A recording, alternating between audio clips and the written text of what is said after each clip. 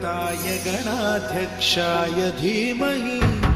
गुणशरीराय गुणमण्डिताय गुणेशानाय धीमहि